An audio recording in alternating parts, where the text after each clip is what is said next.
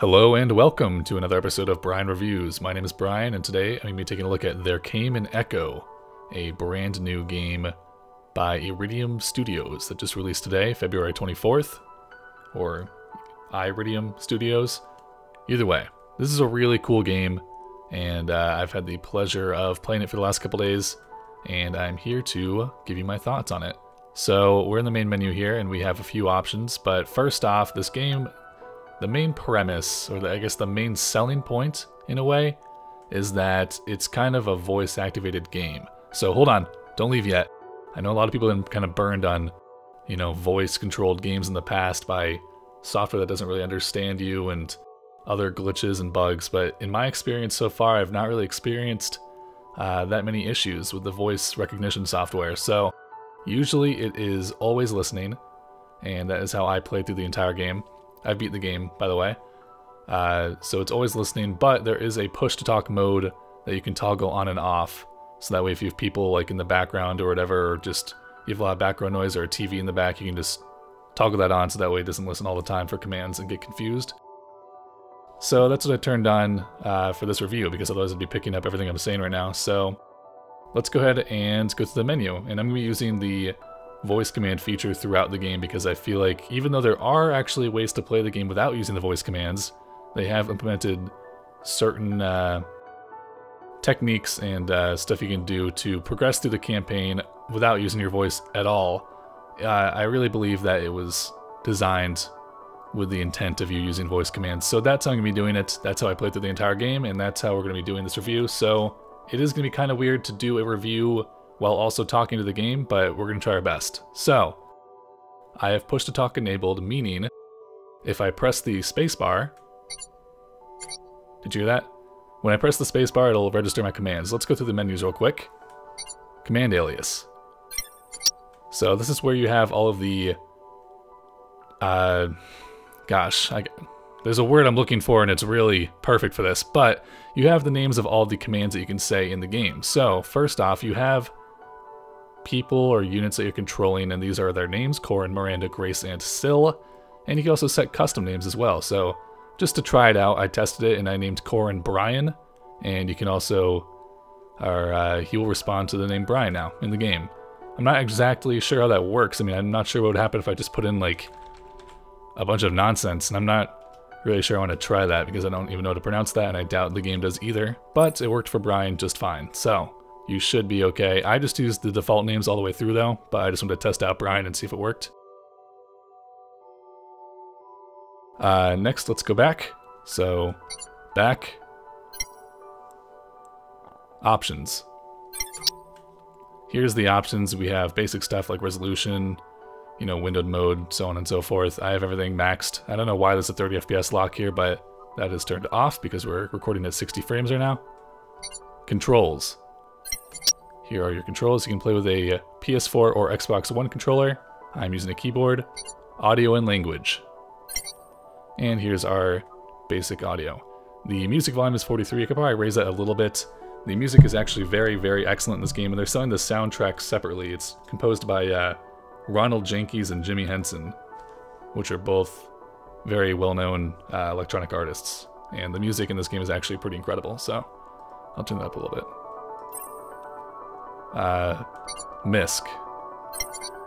This is just random stuff. It asks for the blood type at the bottom, which I'm not sure at all what that is. I actually didn't even notice this option until after I already beat the game, so I'm not sure what that does. We have push to talk here, which I've enabled, and sound dampen, which is when you're talking, the game kind of quiets itself. I turned that off just because I don't kind of find it annoying. And yeah, let's hop right into it. Back. Play. So here is your selection for your checkpoints or load saves, whatever you want to call it. I beat the game, and there are 10 missions total, spoiler alert, and I beat it in about 3.5 hours, so not that long, but it is definitely a compelling experience all the way through, I have to say. Very well written, and very, very well voice acted. In fact, it's voice acted by Will Wheaton, as well as a few other voice actors with a lot of experience, and it definitely shows. So I'm going to go ahead and hop into mission 7 here, And I have tested the beginning of this mission to make sure there's not too many spoilers, because this game does rely pretty heavily on the storytelling, and there are a lot of twists and turns throughout the story that I don't really want to give away in this review. So the beginning of Mission 7 is what we're going to play, and it really shows you kind of like the basics of combat and other features of the game.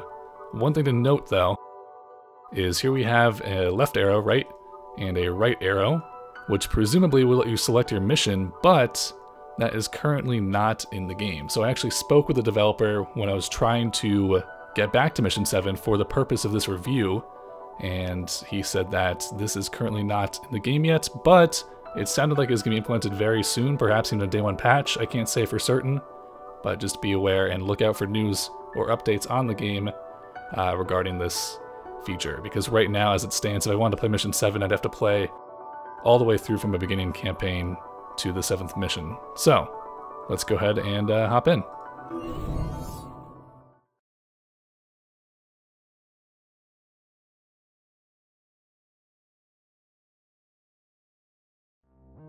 So Flash, news update. let's listen to Val real quick and see what she has to say. This facility was working on some interesting new PDE tech.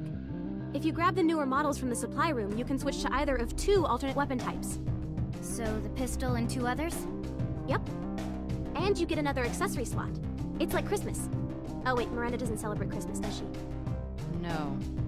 Well then, Hanukkah or whatever. Alright, so a few things to note there. First off, character introduction, right? Corin is the protagonist. And it's interesting because you don't actually play as the protagonist, you play as kind of a disembodied watcher of all things. So you're literally, this is a top-down game and you are literally playing the character that is looking down, and your name is Sam. But Corin is the person that we are following from the very first mission to the very last mission, and it's kind of his story that we are meant to follow. Before we begin each mission, we are in this kind of weapon selection screen where we have different perks and weapons to choose from, and you can set up each of your 4 units with various weapons and abilities. So I've already selected mine here, but let's say I want to undo these top 2 here. You start with 2 empty weapon slots and 2 empty accessory slots. Every character has a pistol as a primary weapon, and that is unchangeable. That's just your basic, you know, make sure they can do some basic damage kind of gun. And the secondary weapons are the charge, screw, rail, and sniper. And each one has a special effect that makes it different from the rest. So the charge is your AoE gun, so when you fire it, it's almost like a grenade launcher. It kind of makes a sphere of damage and does damage to all the enemies in it. The screw is your rapid fire, kind of suppressive fire gun. So it does little damage, but it can make enemies kind of hide behind cover and not get a chance to fire at you. The rail is the highest damage gun, and it also costs the most energy. So the way energy works in this game is that you have a life pool, which is called energy in this game, of 100. And every time you get hit by a bullet, or, you know, an AoE effect, or your character gets damaged in some way, you lose energy. And then when your energy hits 0, you die. You can revive in this game, but you die when your energy hits 0. And these special weapons also reduce your energy. So you're kind of always like determining, gosh, do I really want to use this special weapon now when my health is so low? You know, it could kill you. Even if you take no shots, you can kill yourself just by firing your special weapon. Which is why you have the pistol. Because the pistol actually requires no energy to fire. So that's just kind of like your basic, if you're almost dead and you still want to do damage, you switch to the pistol. So let's set these guys up here. Corin is going to be my sniper, so I'll give him a sniper rifle here.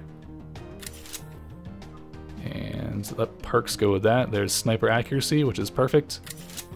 And also this one decreases the probability of an enemy shot interrupting the sniper. So yeah, the sniper rifle is really only if you're really far away or if the enemies are focusing on someone else in your group. If you get fired while you're trying to take a shot with a sniper, it'll actually just cancel the shot, so you won't be able to fire at all. So this is super helpful.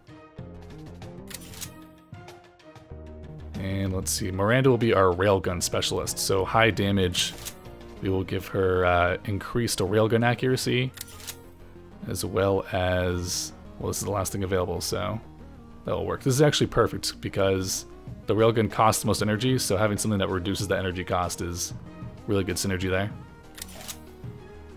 Screw gun, not sure who to give what. I guess the charge gun would go better with Miranda because it costs more, and we have that energy reduction thing. And I'll give Screw to Corin. So let's move out.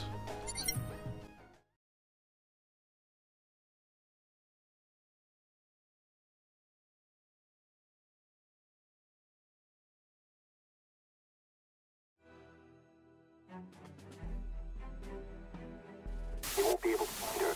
Cut off the block. Bird must want him dead and be able to turn over the code. We can't rebuild. Mir? Mir, can you read me? He's here somewhere. Keep moving. Alright, so here we are in our mission, and we have our 4 characters down here, and you can see they each have a little kind of place in your heads-up display. So you have your pistol, which is equipped for every character, and in order to change it, you just say, Corin, switch to Screw, and he will switch to the appropriate weapon. You have 2 batteries, which is kind of your 2 recharges.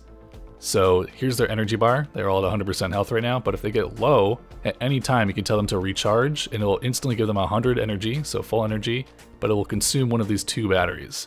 So you kind of need to dole those out judiciously. So let's set up our scene here. We have 2 enemies over here and 2 right here. The yellow health bar has more health than the green, and the red has more health than the yellow. So we have these points on the map that we can move our enemies to, or I'm sorry, our units to. And we can also queue up commands by using the on my mark direction. So if we say something like, on my mark, Corin move to Alpha 1. Then when we say the mark command, he will move to Alpha 1. So let's kind of set up our characters so we want them to be here. So we have Corin with a screw rifle for suppressive fire. Let's actually have him sniping now. So let's say, Corin switch to sniper. And let's have Miranda bring out the big guns. So Miranda switch to rail. Grace switch to screw. Syl switch to charge. So as you can see, the game does a very good job of recognizing what you're saying. I'm not even sure I'm speaking super clearly. I'm definitely not making any attempt to be more clear than I usually would, at least for a review. I'm always speaking as clearly as I can for any kind of video I make, but it's not like I'm having to specifically slow down and say stuff super carefully. At least I don't feel that way. Maybe I am subconsciously, but it doesn't feel that way. On my mark, Miranda move to Alpha 1. On my mark, Grace move to Alpha 3. On my mark, Syl move to Alpha 1. Mark. Copy that. So now they're all going to move out to where they were supposed to, or at least these 2 are, and I think I kind of canceled out these commands. Oh, there we go. Now they're moving. Took them a second. So Grace's energy is going down. All units focus target 4. You can have them all focus on one target. Grace, recharge. Grace, take cover. You really get the idea that you're kind of this commander that's overseeing this battle. It's actually pretty fun to use the voice commands in this way. Miranda, recharge. Miranda, switch to pistol. So Miranda was using too much energy there because she got really low, so we switched to pistol. Corin, recharge. Corin, take cover. We have this one guy back here that's really hurting us. Corin, focus target 1. Syl, switch to pistol. Yes, sir. Corin, move to Alpha 8. Oh, okay, we got him down. Farther. We need to hit these switches in order to open the door. So the reason I chose this mission is because... Okay, I'll let Val keep talking. If you clear them out, you should be able to grab them. Alright, so the reason I chose this mission is because you kind of acquire members of your group as you progress through the campaign. So when you first start, you just have Corin, and then you meet additional people to help you out. So now we have 4 characters, which is the maximum amount... what am I trying to say? Which is the maximum amount that you will have at any one point in the campaign. So we're going to use these 4 to kind of strategically take out these enemies, and then as Val just said, once we clear out a room, we will each get another little battery pack, which is these things that we're using here. So let's plan this out here. We only have 1 door to this room that we can get to, because I'm not trying to get over there. I guess if we went around the entire area, but I'm not trying to do that. So let's say Syl, on my mark, move to Bravo 1. I think I did that wrong. On my mark, Syl, move to Bravo 1. Yeah, so I guess the order you say stuff definitely matters, obviously. On my mark, Grace, move to Bravo 1. On my mark, Corin move to Bravo 3. On my mark, Miranda move to Bravo 2. Sil recharge. Mark.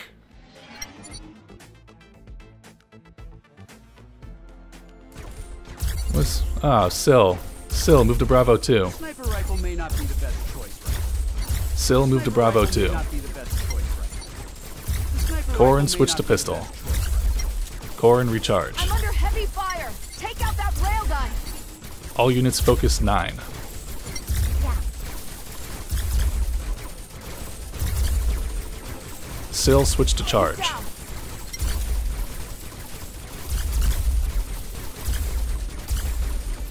That was easy. Hell yeah! Sil switch to pistol.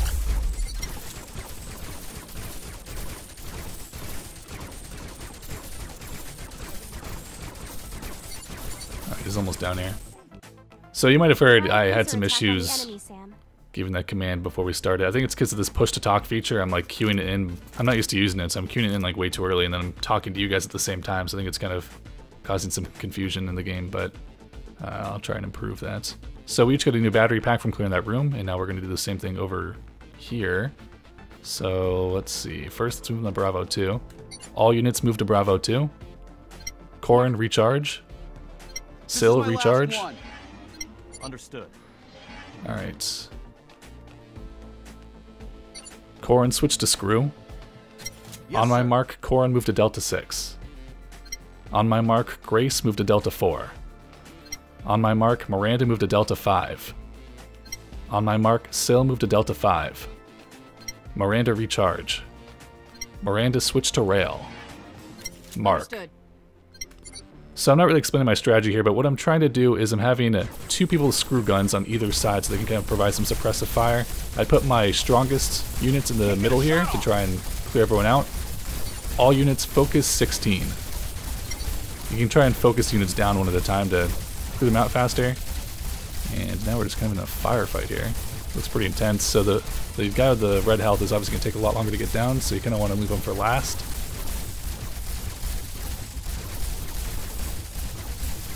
But it looks like we're doing okay. That's how you do it. Grace recharge. I'm under 20%. Miranda recharge.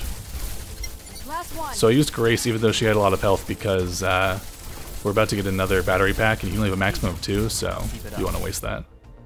So here we go here.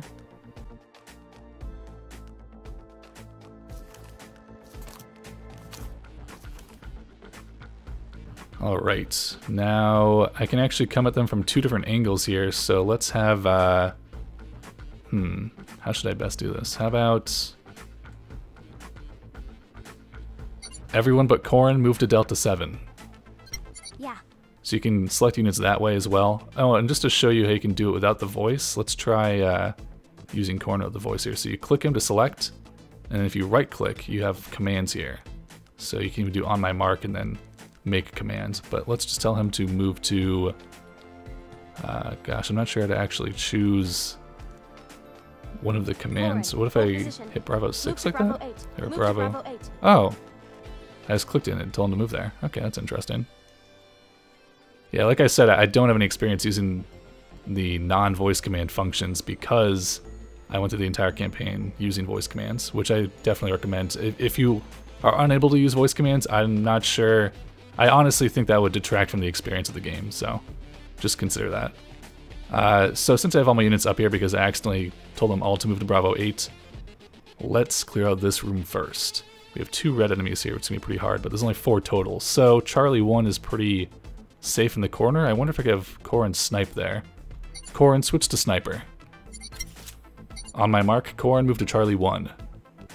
On my mark, Miranda, move to Charlie 2. On my mark, Grace, move to Charlie 3. On my mark, Sil, move to Charlie 2. Mark. So let's have these guys go in there and see if we can clear anything. Hopefully Corin can get some snipes off without being interrupted. Uh-oh, it looks like he's getting focused. Corin, take cover. The sniper rifle may not be the best choice. Unfortunately, he is our other suppressive fire gun, so that wasn't very smart thinking on my part. Nice shot. Sil, switch to charge.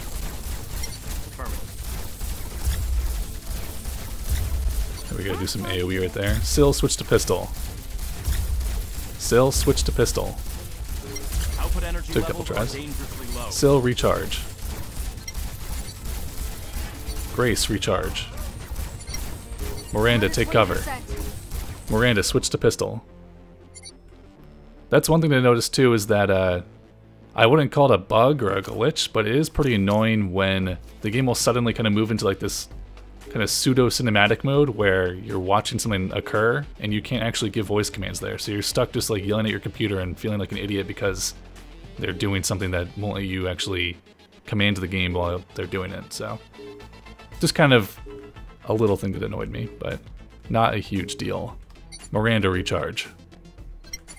Alright, so this is the final room here, and then I think after we clear this room, we are going to open the door, and then there's going to be story spoilers right in this area here, so we're not going to do that. We're actually just going to open the door, and then maybe I'll check out the war room real quick, and then wrap this up. So let's clear this last room. Let's move into the hallway first. All units move to Bravo 8.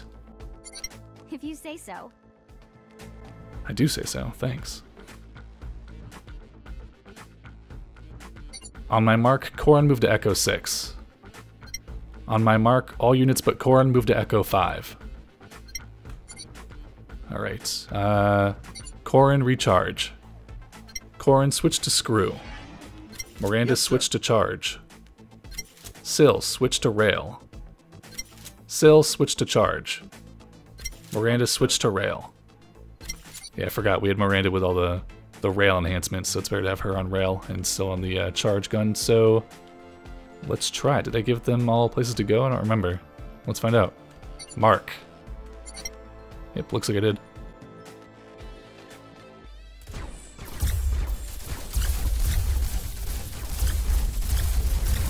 All units focus 22. We're getting pummeled. Oh gosh, they really are in trouble. One more. Miranda's definitely going to have to recharge pretty soon here. I'm watching her health. Miranda, recharge. 20%. Last one.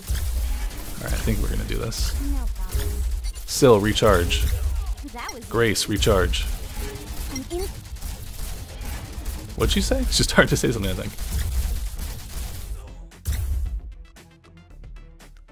Alright, that's the final room. So, as I said in the beginning, this game is very story-driven. They obviously put a lot of production value into the recordings. Excellent voice actors all around.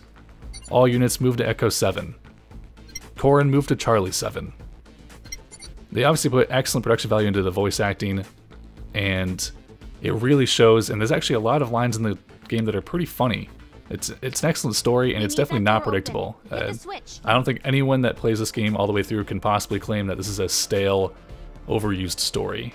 They really take a lot of twists and turns, as I said in the beginning, and they talk a lot about some important stuff, like, you know, what it means to be alive or what it means to kill someone. It's actually pretty interesting, more than you get out of a regular game, I think. And sometimes it feels almost like you're kind of taking part in an interactive movie with intermittent game sequences than a regular game itself. There are very, very long cutscenes. I mean, I'm not talking like, you know, 30 minutes, but it almost seems like the cutscenes are comparably large enough size that they kind of compare in the length to the actual battle kind of scenes. So just be aware that sometimes you will be watching, you know, 3 5-minute cutscenes one after another. They do almost all of their storytelling through cutscenes. Alright, so let's open this door now. All units activate override. So you'll notice that I had Corin go over here and then these guys go over here. It's because I already played this mission, so I knew that you need to have both in the doors. Pause. Quit. Let's go back to the main menu here, and we will check out the war room. War room.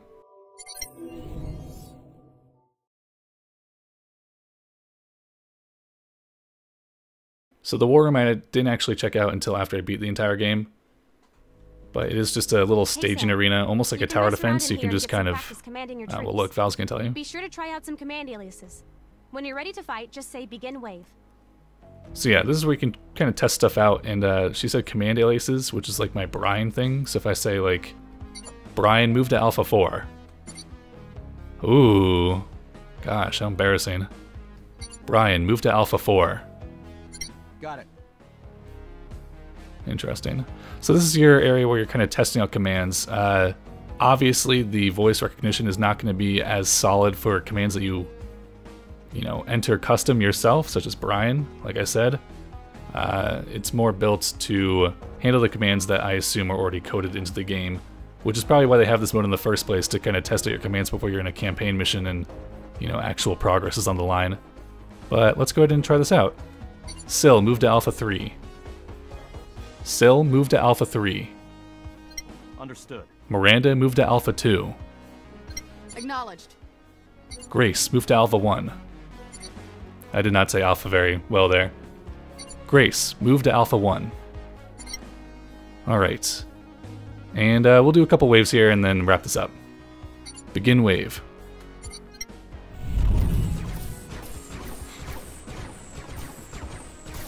Corrin, switch to charge. Got it.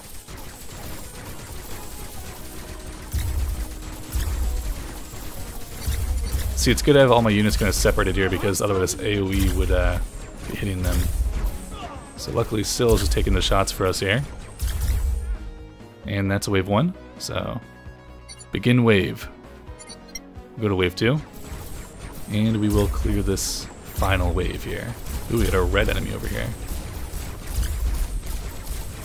Grace, switch to sniper. Syl, switch to rail. This is a little stupid, Sam.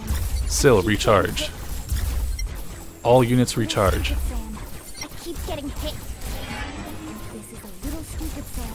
I keep They will getting sometimes repeat things, like you heard Grace Little stupid, Sam. is still Keep getting pretty pissed that she's getting hit, I guess. She was not happy about that at all.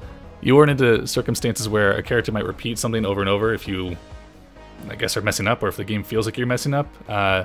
Something that is just such a minor inconvenience, but I found kind of grating after a while, is that when you don't have push to talk on, so when it's just listening to you all the time for commands, if you say something that's not a command, or if you, fumble your words, or if you just kind of think to yourself or think out loud or whatever, Val will always say, "I can't quite hear you, Sam. Can you speak up?" Even if you're yelling and you're just saying something else.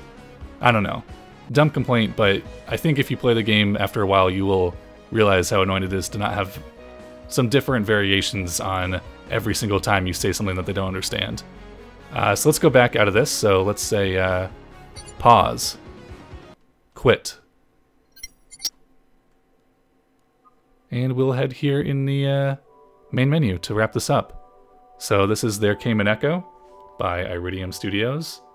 I believe it is their second game. I could be way off here. The reason I say that is because they're having a sale on the game when it goes live today, February 24th, where you can have their first game, Sequence, for free if you buy this game, I guess, in the first week. It's also 10% off in the first week. I'm not actually sure the total price on Steam. I know that for a pre-order it's $14.99, so I will assume that that is the price on Steam as well. Or your regional equivalent, of course. And then also on their website they have a soundtrack bundle for $24.99, which includes the game as well as the soundtrack for the game, which I said is pretty amazing. So if you're into that, then make sure to check that out. So, this is There Came an Echo. Thank you for watching, and I'll see you next time.